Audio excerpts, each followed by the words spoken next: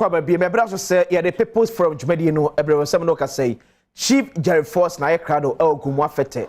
amafo hon mo haw atete ene dia ono mo edi ehon komo yenko na hwe Chief Jerry Force nkomo ne ade hye Ogumu afete edi so to buy o dem fatamane chiriwa da man wono yosum ogudi time kwa mpo na robo drive of ni bi nta ma ya so du time ne enko akosi amochi ni bi na ade ba yemra dom say do ye nse ye do han pan de income tax so de han wo de han pa ne the police bi chi mo ho ono no nti na mo ko na me masa wo twa wan fa ono no fa no ma ko be on pese obetwa ana on pese obetua ana se wonnim ba bia ba kotua no me se na de ye ko twa wan fa so enko bleku na me ga cho wo ndo wa chi me de a ma ta ase mo bompa ne cho nko ma na mo nko anapa na me ko cho no nti na o chi me gine ba wo timpa na cho no je me 10 cedi na me o jam na ba twa 10 cedi ma police no me jam na me obja ho na ma ba na police sometimes so do mi so wo han wo kwa no na impe bibi kiti bi pe na wo juska bibi kiti wo juska nti mama o do mi na kwa lo kwa kuti kra mpa o ye di me nti de me road ya kwa kuti ya so ma won hwe akobonsoku won hwe na ho na wo yesum e be light be tu bi abokwan na me na ye kwa ye so ye mi ni hye da me da ase. Okay, me dance papa. Adom 6.3 FM Adom TV. Assemblyman so ha. Ba me ne opani enkasa ebusan panyin. Me ne nkasa na fe ma babum kromi ade. Yan kan fante. Ebusan panyin pato ben me benum. Pato for den. Me de ebusan panyin Cranton Hagan. Me de ebusan panyin go mo amfam. Yo. Mo afisha pa na ye bisa ohawa aka na ebusan panyin ni. Ohawa wo famu wo fete na no kwado ha. Yo. Medasi. Pato ben kaka inade. Medasi yenya me bebre especially schools aye wo go mo afete na no kwaro. Yenya computers aye betimi da abo amafra no. Nam say textbooks enya available nti say computers na ba. Betimi da abo na amafra ne de abo amahomasua etumpon. Afi ye wo investigations bebre so go mo afete yasaso aye open me offer no 21st century de ndi Kofi Asman. Sa Kofi Asman waji ensas bebrea onye no kwa asisi a just recently Kofi Asman no yemana 21st century state developer na owie ensas bebre already say go mo fata hemfe kura already say kan ye na court na na mankrado kosi na mankrado na Graham eni na na brata omo ne court ema court emi ni case na go mo fata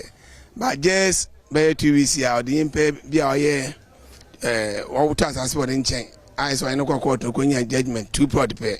was a jetro is a insaso dan bebre hu say 21st century one is obubu dan na egu nti aye threaten na ya yem hihye ma ho a what one ti yesre say aban emfe na ni hwe na ho a waka bia osugum no omu na antu anamo na omama mran ye adwuma na freelance onam so ye win the case when you need fi answer say na so na go mo fate emfa ne tempefra enem say anti obi ba ye adwuma kra wa ha wo da asase mo bi a na o check o say 21st century pe na e din say about asase ta ma ye wa ho chi mo da mo kwan no so but me gidi de nananom we to anamo na wo hwe ma nigina odeda dem sase nyina adon we ye fi ho ana ya ye to da anamo na mo ne ntem entina me san so aka say anamo na nananom etu no he fa no we to dem anamo na akoduri oh we say mo we lance I say court I say one unity mfeso interne na nananom etu anamo amankrado ni na na brata mo etu anamo a o say mo yi ne din mfeso nti o say lance so won ya har na wotu mo yi ni pan ni din mfeso ma wa what has asenso no mi na wa aso medwo okay ebusan pen medo as papa me da CP na akwan adanfo wa aka ho asem akwan no so no ho nsem kan teden sani ma woni mi say aban na o ye kwan no sesi a wo mo ogusa wo mo ye but ye ha kwan ene kwan ye hian ye pa ye from Pentecost to Kaswa road I wo ha no o say aban timi de bua ma contractor na ogusa ye senya main road no otimi de man ma odua ne sa kwan so ma ye edikotum se na ba ya betumi afa atu nya no se ba ne sa obetumi afa Winneba Street abasi akọ wa bra traffic e wo Kaswa ne betumi reduce nti yes aban se contractor wo ha yes akwan no kwa de onfan kan ma na se na ba ya betum aboa. All right, Medase papa Adom 6.3 FM and Adom TV the People's Forum ne guso ayede ebre wo nyamencha de yensaka na abrata otosumienu oye guma fete mahin na wabeka yansa wa ha minyanko no so ansa ma mene adrama fo be mienu miensa na fe mene assembly man nkasa ne de nkomo no nyina akowie sisa bi so pani kasa wi a na pani dware wi a na nsua santi na be ma be sima be yedu na fe ne assembly man ne adrama fo no atwetwe nkomo wie pe ne de nkomo no nyina abewie na naso na roma enti ye ne mpenfo antebra ona ka me ba ho wa ha ana wa sorry bra that is saying Yami Adom. Your friend saying Efremi Ahima. Oba Ahima. Market is saying Market there ye kra. Na ye dia kwama ye ta de pa ba this year there ye hu so. Ye kra. E dey na uton who say uton. Jollof rice. Okay. Any plain rice. But because of marketing in ye ninti. You see I won't say ye dia fashion so kro no mu ye. Ube unhu ni pe bia first na ye dia fashion ni pa wo krom. Yanko jollof rice no ho na. Ni pa ni wo krom kra who say yes bibi because by the say na to say ye krom for na ye dia fashion. Ye hu ahoho bia. Ahoho ne mba. E dey na asesa. Bibi asesa. Ye wo say skasam na nko yiye. Sisi ya see free education but because of that you drain school fees ne niama ho ama niama sesa ama obi akra ndwen afasha no bi na ga first yes go mo fete afasha wo bakra wo hwe obi a wo hu no age say di unsem ntimi me hu ne say sisi ya ne de niama nkoyi okay makwan ne so hu nsem kan ya ti sen akwan ne de yenya yanka mo ye maye na sasa akwan ne de asai because akwan no omoye mahe ai wo hu so acha 3 months be wona etutu mo be ya mwangasa mo hu bi ekwan ne de ye kura ya kwan no so de ye de be yanka mo ma omoye bibi maye okay but that's it mi wi a say wo take away bo me ba acha anti be mam jollof no be 7 cedis so ho na wo de macaroni ni bia ye den wo de awo no wo shito ho wo chicken egg into the egg no 2 na wo de aye den wo de balance na mama we are not say media quenching me pain no me ba acha me that say enti ye go so ye ne omanfo no dodo na no twin komo na fe ye wi a ye ne emfa komo no enko wie ewo nana mahene eso na ye fa dwumadi ni ensi opani Adom TV Adom FM so ne ye fra say ye fa Alex voice mo du pa o so you more radio so you over that we driver how ba chine okay question afashe no ene makwan ho asem ne ne keka wa ti say okay afashe no mo there I fine ye wi so aye wo there no or you fine man because o mama obi mu so wo akontum na da abia wo baby I want for one befie but because of afashe ni ti wo yina wo tum say wo tum wo befie ono wo bo sure obekere won na na mufi mo wo na o ha na me na na ne fie o am next time no so ba we hu ne fie ni na ya he no so onye di ni ye so that bibia abeka che ni bia no respect my so that na ya summer man for nyina o nyina obi aso onye ne di ni ye bibi ha o na kaka kire won wonda so wona no fast we to one number ayre amon Wakwaya driver, the issue of petrol fuel price. Wa for be mienu bi o ma raise say petrol ne bo no kwa ne kosoro embo amadwuma no amoye no onso hu ni sen. Ampa petrol no ombo ye adwuma no simple because there awo bako akoto petrol ne ne bako akoto ade ba chin bako wa asan wa atudi bi o bako ade ba chin wa asan wa atudi bi o e ba owo price na age no na age ewa ono tuda ono ankara woto wodido owo wodina ono obato ne dindida ma na obi bia ogina na ejina nti ono ohayen drivers ni yina because ye adwuma ye nya hwe okay say if fete recall akoti junction wadan bacho 10 cedi taxi nti if for 4 set na 40 cedis bacho nyo okay nti ohayen nti because amachi de obi betum asoro wa betena ha be 3 o'clock obakwa wakwa bi wakwa 1 and 2 nti 2 no ahen na nya na de kai says ahen so na de koto I mean what do you call it kofi at the same time so income tax so one can share the yentwa income tax but say saro police for wo bejenja kwada wo de step yen kakra na wo fi wura mu wana wo bejina junction do ade no wo de step yen the income tax so aban so makan share yentwa income tax Abamba kanche we twa income tax. So income tax ne de onyo de aban no kana oye Ghana yibia na asede de odo twa namba. But the one kasa no wode botu dwa de mo obiale ntwa. Nti owo drivers ni bebre wadwin so that say or drivers ni bebre wadwin de wo ntwa. Okay. All right. Medase. Assemblyman wa ha. Assemblyman. Omra na fe meneno enkasa ewia na fe de nkomo na kowie ewo nanama hene eso. Assemblyman, echen. Nyamina Adom mpacho. Ye share bio. Nyo yes. Last year ba ha. Last year yes ya ha. Enyo. Issues are omanfo wada tuga moji kan eye akwana last year what ye buying na o mo te badafi onda ye hu sa check akra wodo. Oye no kwalpa odi kan no ye beda nyoma mpanyina ase.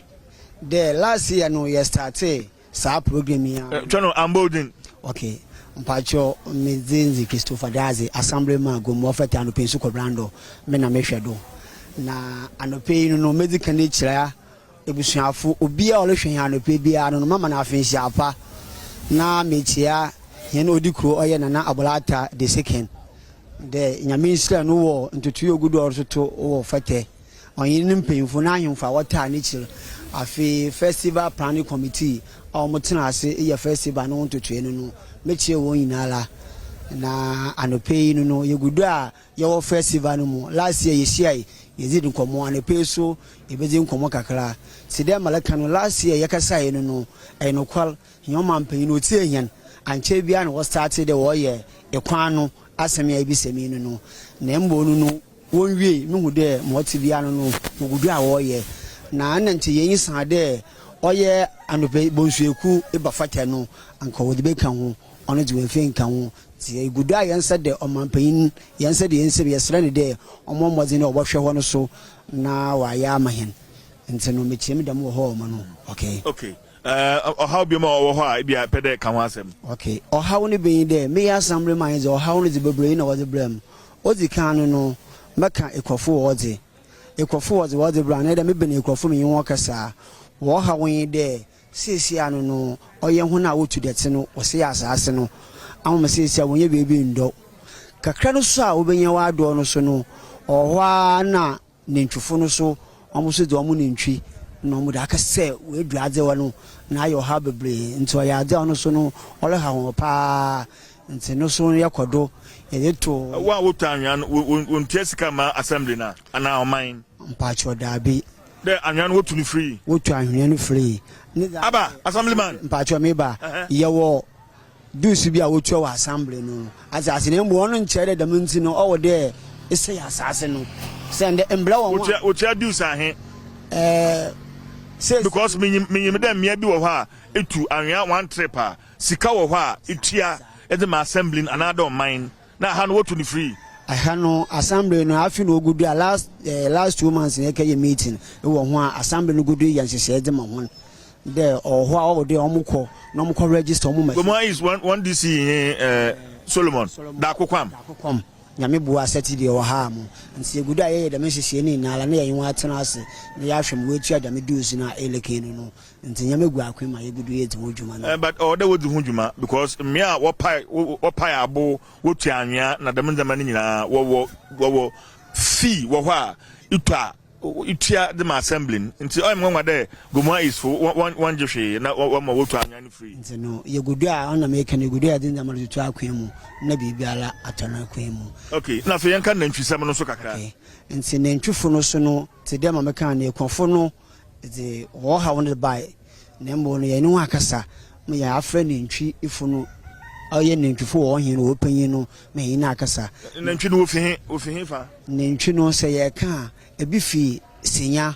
ebi fi ankasa ye fata asa acid budu blom anopensu ko brando apla nyanya no na ade no ntino na ewura no nya ha no fi mpacho won fia nkuru amabobozin no na ewura mo no fefefe do onye krokol ntino yegudu a ye invite wo ina la tena ase na ya yen hihye bia mo hode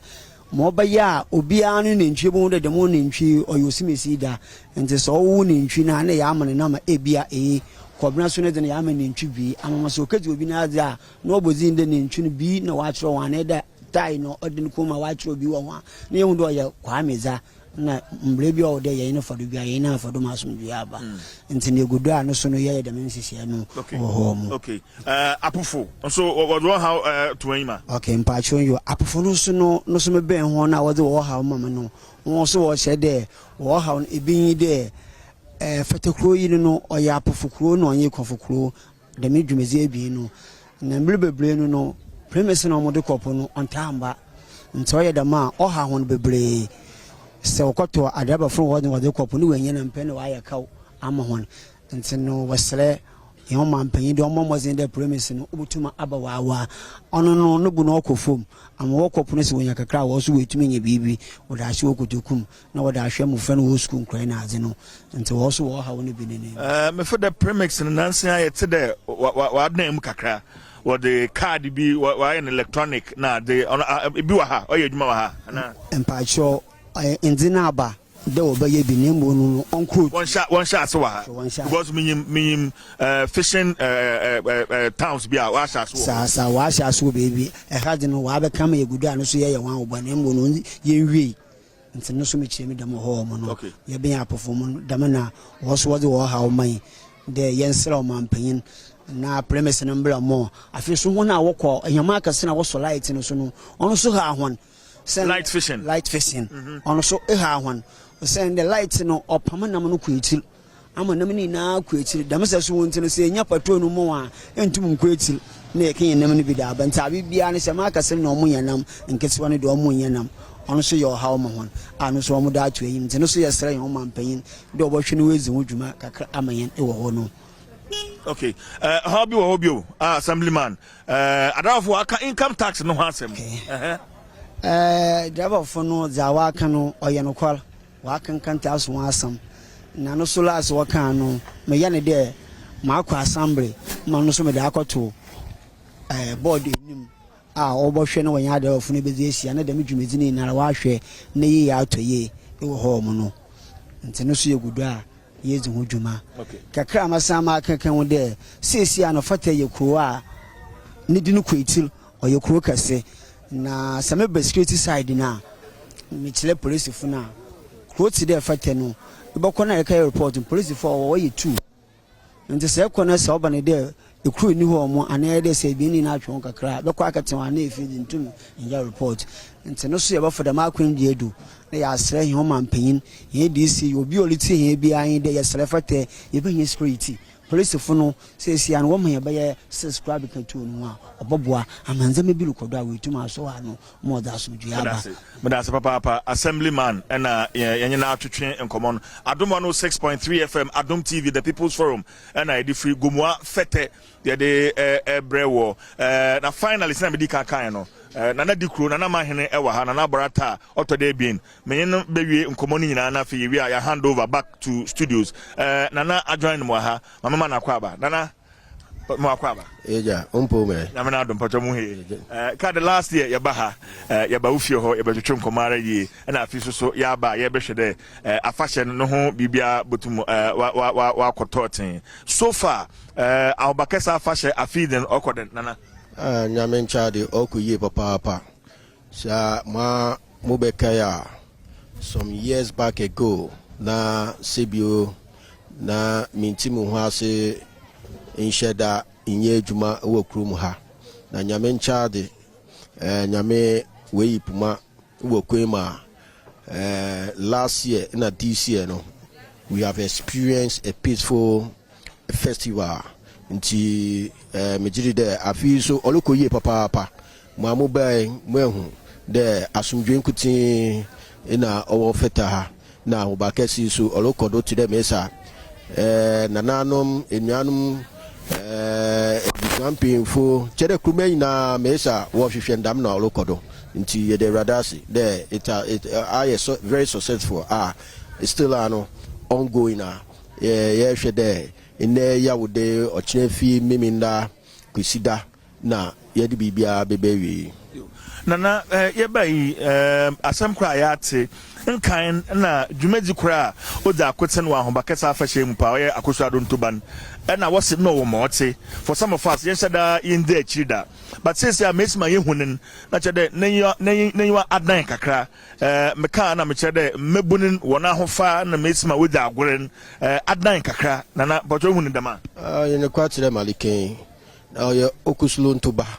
but onam sisia mebu na wa ban wa modify bu be kede wa modify no what's atupan festival nti ama atonkrofo wa asum but onya atupan festival kire me sortin oye okosudo ntuba dem na yenyim fiti abra ye mofra bepim da mumre a yenyim na oye okosudo ntuba na yedi kusida olibe but ma mo na sisia no bu be kede ye wo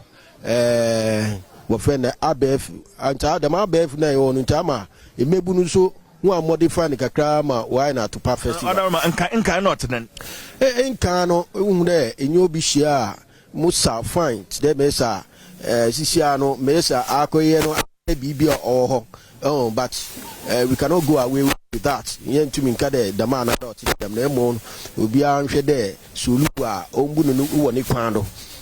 momo nye bibi mbata wo na obi beka de bia dam na ye yen wa nya dam na ye yen nemo owo kwan a ye fado yebu okusulo ntuban nti asemo wa daroma mpanyifo de amamre sebe wonto nchen sesi amazement adna kan and wa chia kakra nananom wota na mon bia wo behwe the in the coming years wo betenten na why dem kan na wodine na ampa de bia anything bia no ye ma education eko pado umo bia hu de dam na ote even the media no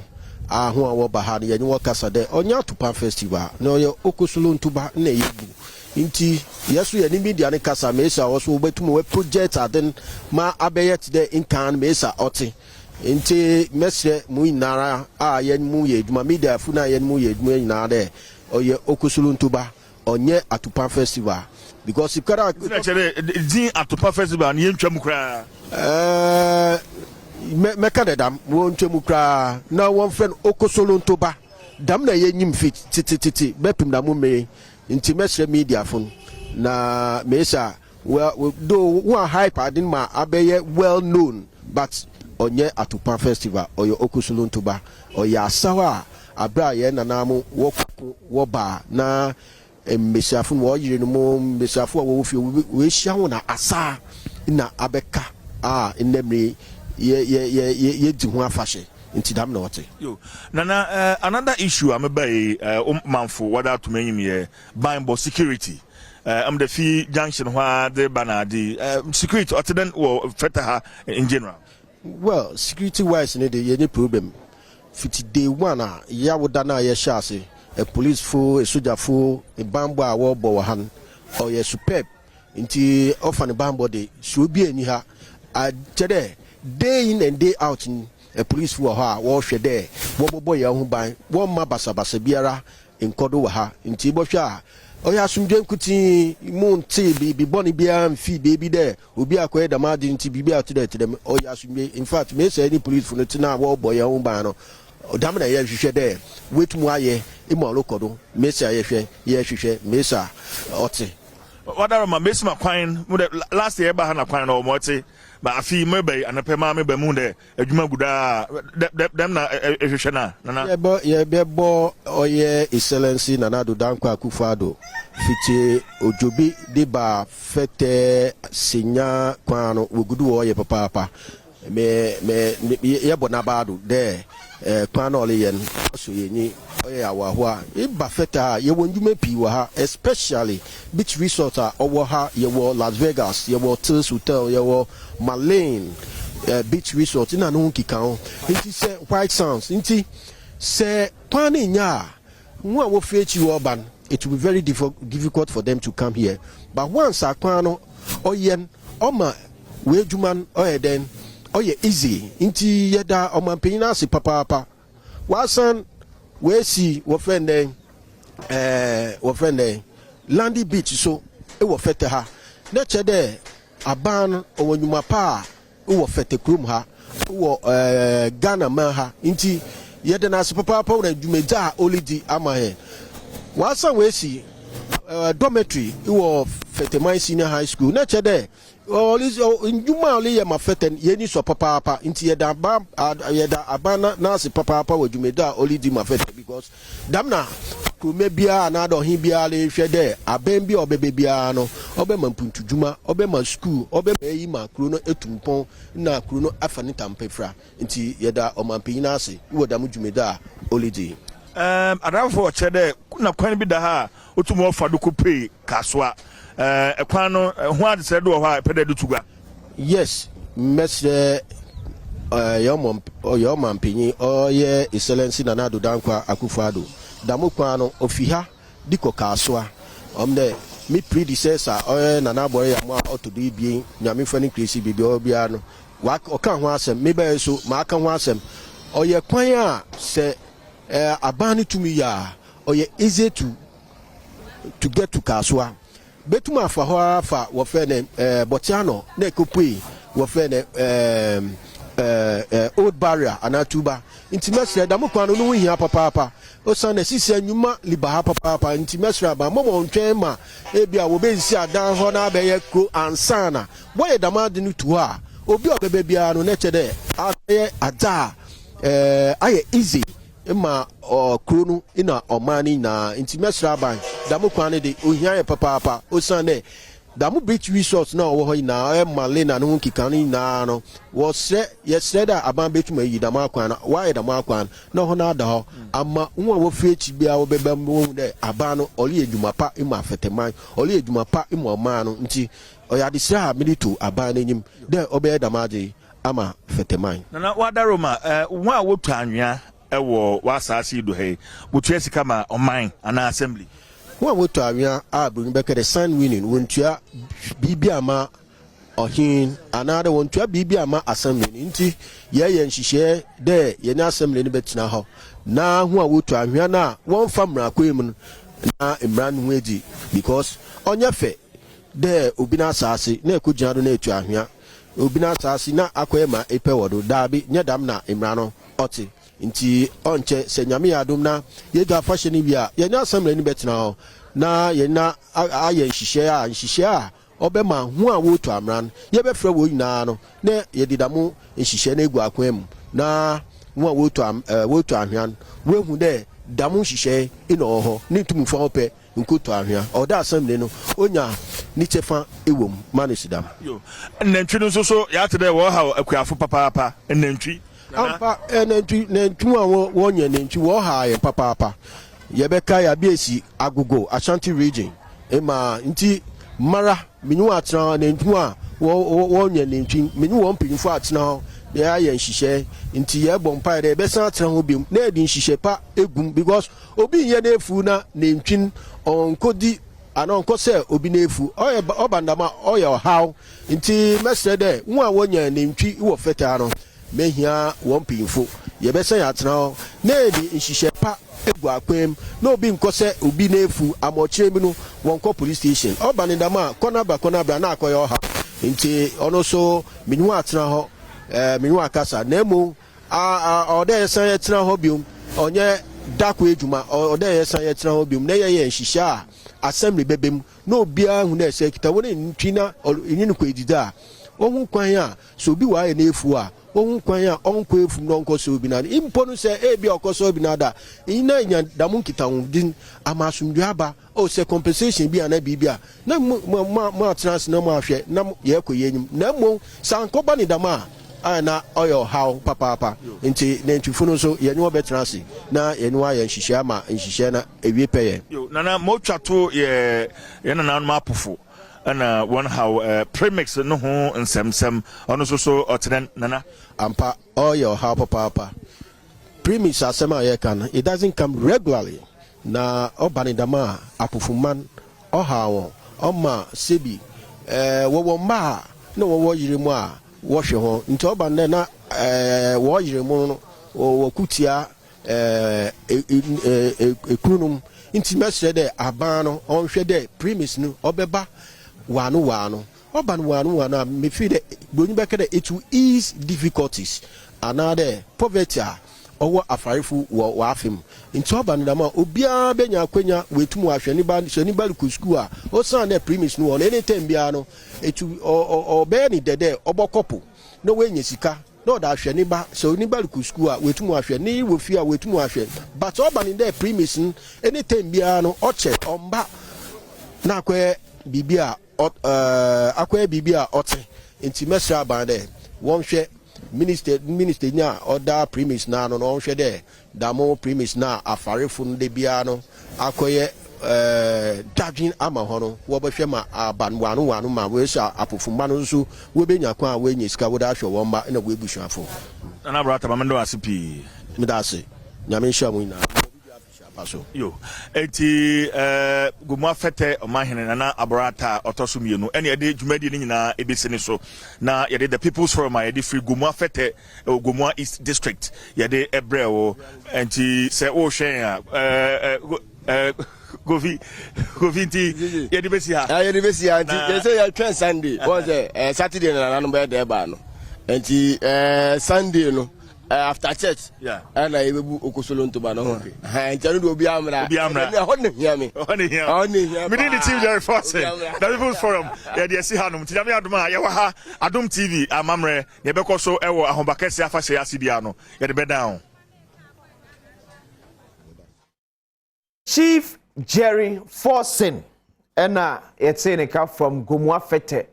na na mayemfo afahye kase a eba so ochina edai afasha no atuamu na otwimu esaba ochina na mpemponso ankasa waso ne mpemfo na manfo ye o atwem komo erefa wo mpuntu won kanka wo yeyo eho na nanso akasa de atwato akyenhye pa aba de agu akwam de amomo ene mo hwere mu se aba beto akoso aye ede ama womo ebra so se mma boys no ediska but happy birthday and confirm elder Anthony Ba of Ghana School Law Part 2 student from all 499 mates. I'm sure wish you all the best. Nyamishita no nyo kese kopim se obeye kese pa. Game park bre aso. Numbers be na edro na no po watcha. Watcha de ene anopai ubedi. Game park up next.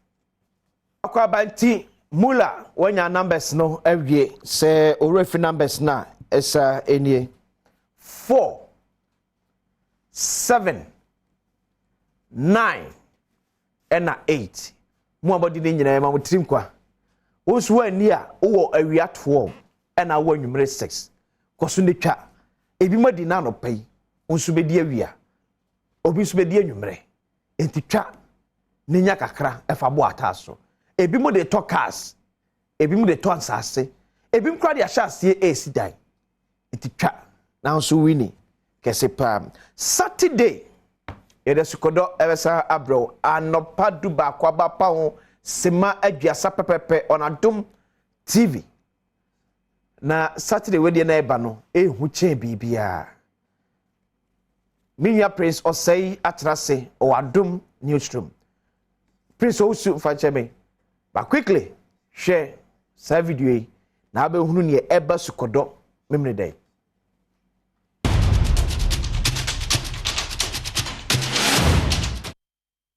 Ewana yesaya mampanifo agi wontumu ehokro no anso na mpempi no ye bodwade mama foforo so ade hia kwa na pon na bi te se Independence Day May Day ene de keka ho so ehwan ye ya amane ehye ho fa kwa meka ho asemi ene ye mfa ho die prama so betwe Independence Square ana Blaster Square na nso esa ne se ya ya rehan ewon siesie wonti hyede hwaye Adom TV address kwa kohwete bia bonia emprepren yi fa wodie pramaso Independence Square ana Blaster Square ewo mu no kware nie esufrensie sie pa na wo say ye pe ekwan fufuro bi so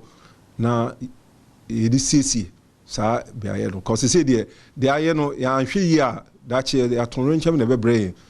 Adom TV esukoda ya to ne din fa wodie pramaso agija Independence Square in disarray. Memindei anopaduba kompemu ewo Adom TV so. Adom TV. Ye wazo ye.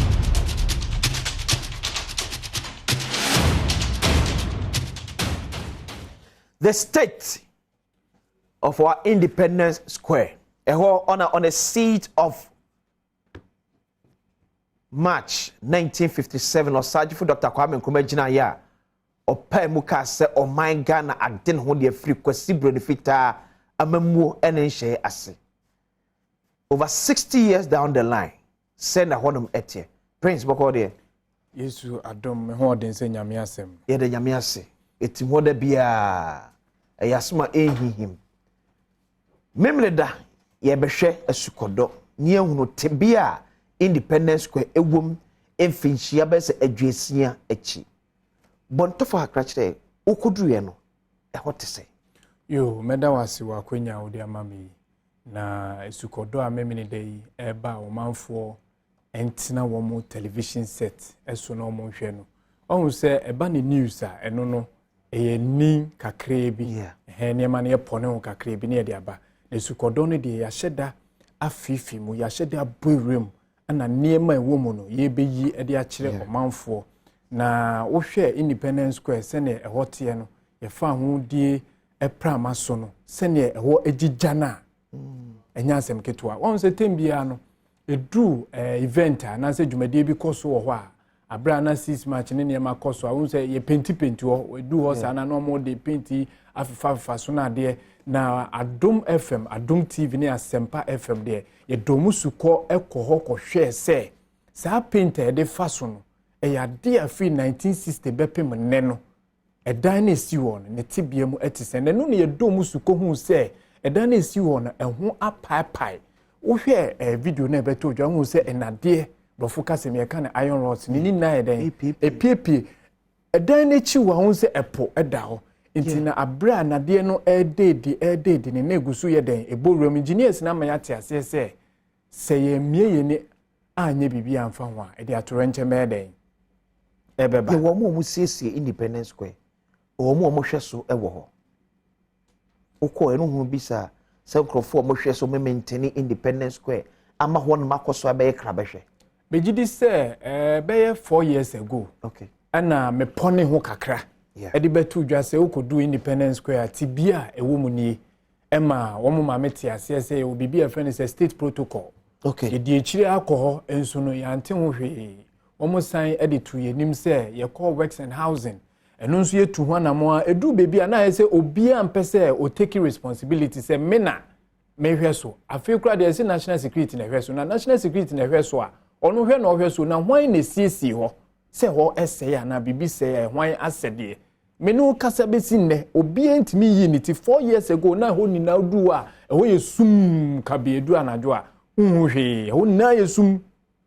ye de betu dwa ye pone ho kakra na fe hu so mo de nkania mienu bi abebo Blaster Square infinfini wono udu ho anajo hu se san kanea mienu ni pe ebo na wo hwe nifa ani benkum na nkania ebo ho fi kwa menkroma time be pem na ni na anya adwuma hu se sensen ho ahwe enkoso ani eho ni nasum intedu anajo na odu a national security for na ye ho adwuma na wo de torchlight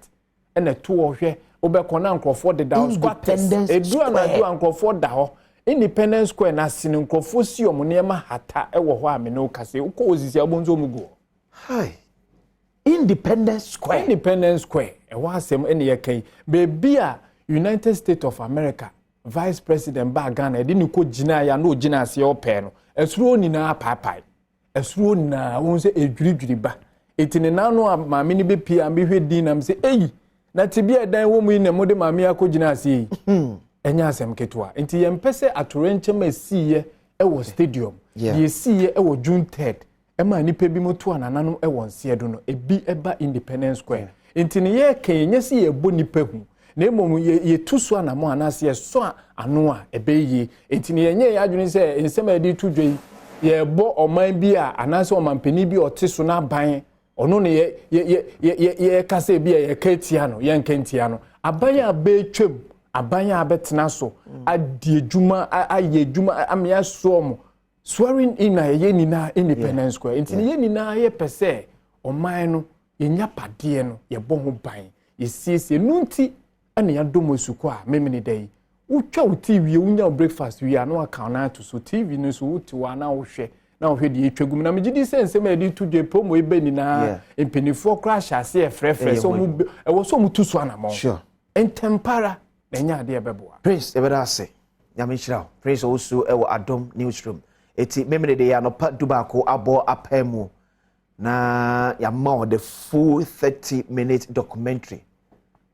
tebia ya Ghana Independence Square ewom somebody kaka say March boso be the tosu ensia afia pema hankru adwunum enson 6 March 1957 or Sergeant for Dr. Kwame Nkrumah ena pamfo ejina ho no mu a ye kane to mu say Ghana agin ho de free kwasi bro ne fita ensem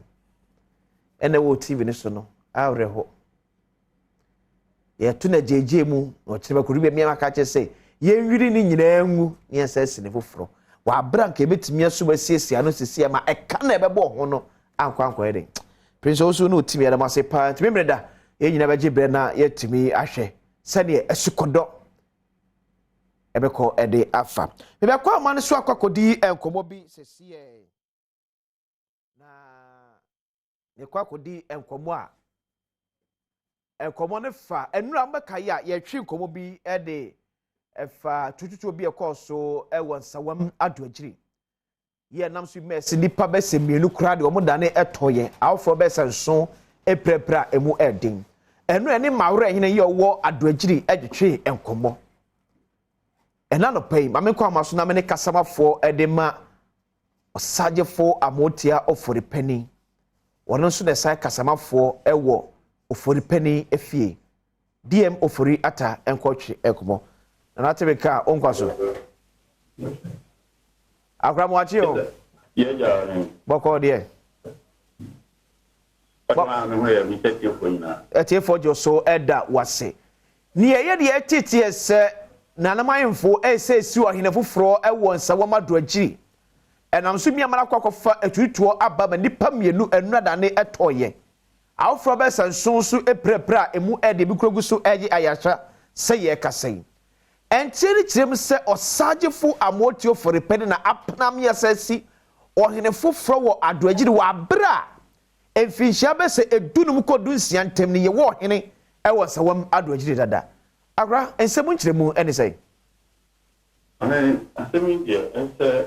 inya brena etre adoagiri na bakosemu okay wadi kan ka se yenuanum kutokufo wa adoagiri no when tracy on root of title to adoagiri akonwanu ne asase no emfinhia dunum 15 years yeah but what's mind there you tracy your root of title to in excess of over 200 years a claim over adoagiri asase no emu amane enimu ahiniye na entemu say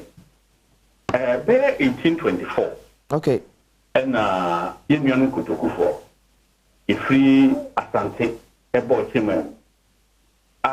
yenana adoradu kria sabre no yote ema on baby a time e wo jadem ye kase jadem a ho ene ye usino na ye kase na when time ho che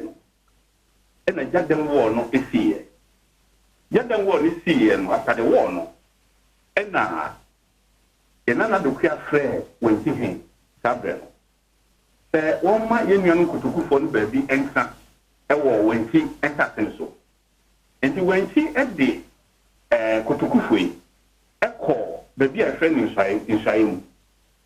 no eho ne eye kutokufo capital e friend asum dan okay now ebra we ko no kutokufo no bi extra densusu na ewo ensawon no ene won ko tena ensawon baby o mo try no na ye brihin asase a ode sum okapen na emuno na when this year baako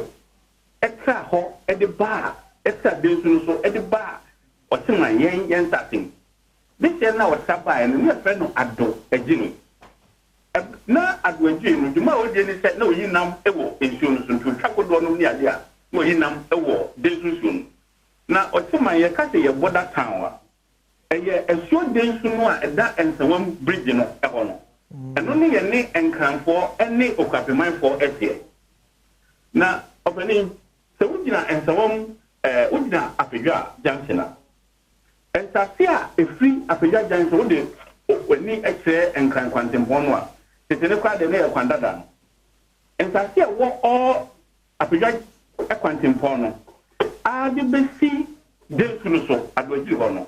sansa ni nyina no on your right no eya papa mi amantio mi ensa hin on no keso e de mo se okay and that say walk contemporary so to your left nyina besi e fasiti re teacher maintain no ni at the signboard di besi adwaji eya den su no so no apedwa hin e de keso e de ma o se hin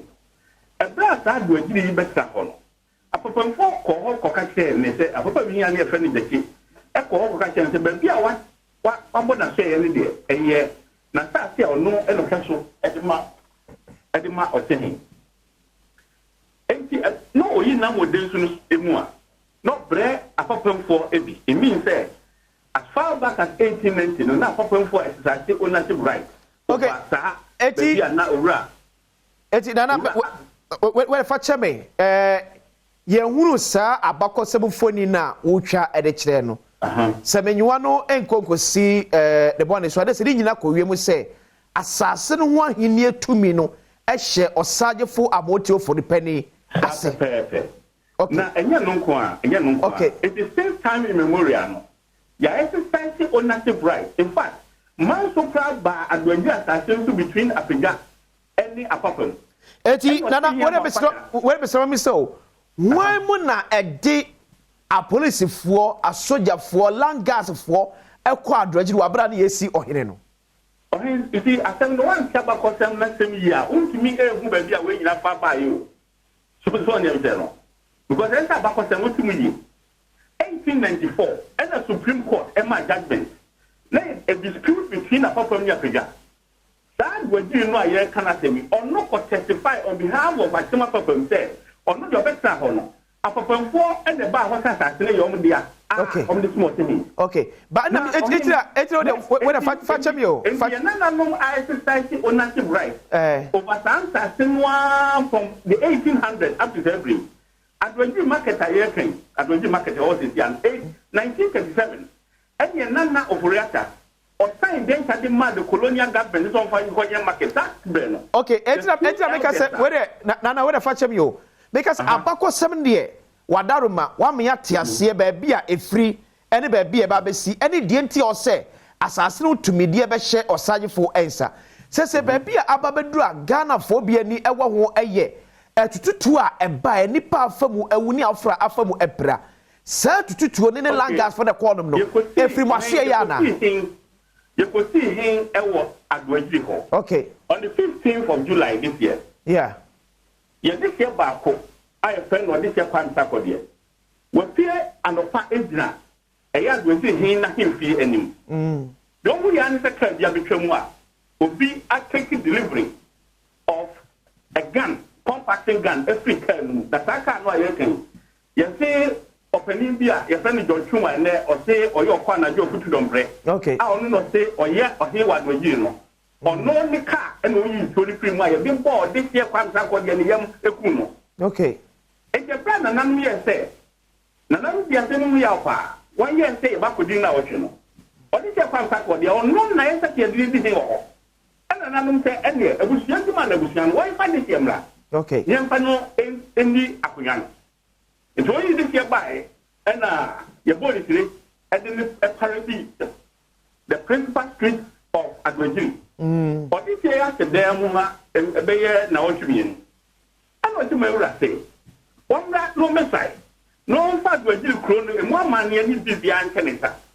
it was this year by saving of penny fee and the bush and pop beside or did you say really when you call crowd that back it was a peaceful crowd no be incredible be incredible encouraging okay when do Cromwell when you run here in the presence of the Zone District Police Command the rival faction your friend and your put you don't training for what we are not any it will ever go a peace have war in the process no on here yesterday the offer about friend of this year SCV or toy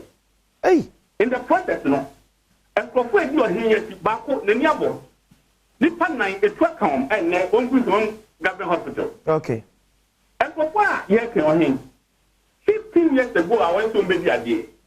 on here no ho yes a friend Brema Eduko 1955 no Mbedi Ade 2007 and we year